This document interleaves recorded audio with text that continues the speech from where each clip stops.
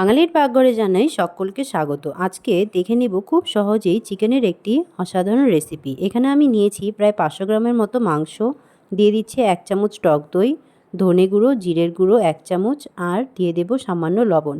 এটাকে এখন ম্যারিনেট করে রেখে দিচ্ছি আধা ঘন্টার জন্য। এবারে মশলার জন্য নিয়েছি পেঁয়াজ কুচি, রসুন, আদা ও কাঁচা লঙ্কা, শুকনো লঙ্কা। এবারে কড়াইতে সরষের তেল দিয়ে দিচ্ছি পরিমাণ মতো।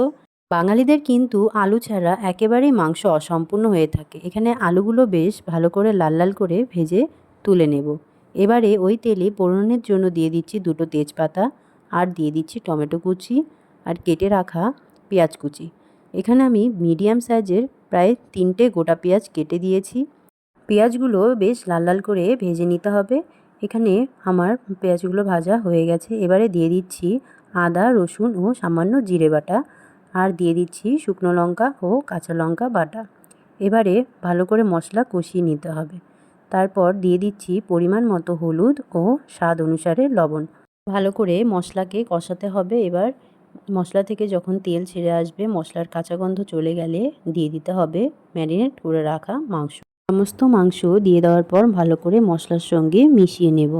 মেশানো হয়ে গেলে প্রায় গ্যাসের হিট বাড়িয়ে 2 মিনিটের মতো ভালো করে কষাতে হবে। কষানো হয়ে গেলে আবারও গ্যাসের হিট কমিয়ে দিয়ে 5 মিনিটের জন্য ঢাকনা দিয়ে দেব। ঢাকনা তুলে নিয়ে দেখবে প্রায় মাংস থেকে তেল ছেড়ে এসেছে। এরপর গ্যাসের হিট বাড়িয়ে মাংস আবার কষাতে হবে।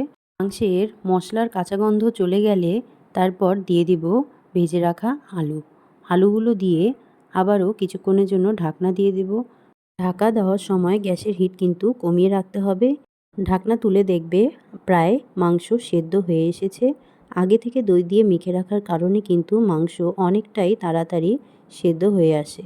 এভাবে কষিয়ে নেওয়ার পর যখন দেখবে মাংস থেকে মশলার কাঁচা গন্ধ চলে গেছে আর কষানোর পর একটু রং বদলে গেছে, তখন দিয়ে দিব গরম জল দিলে কিন্তু খুবই ভালো হয় আর তাড়াতাড়ি ঝোল ফুটে আসে।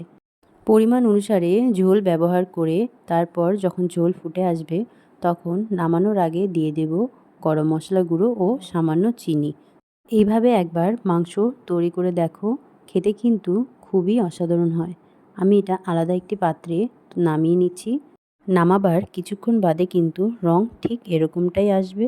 এই রেসিপিটি কেমন লাগলো অবশ্যই কিন্তু কমেন্টে জানাবেন এবং নতুন নতুন ঘরোয়া রান্নার জন্য চ্যানেলটিকে সাবস্ক্রাইব করবেন।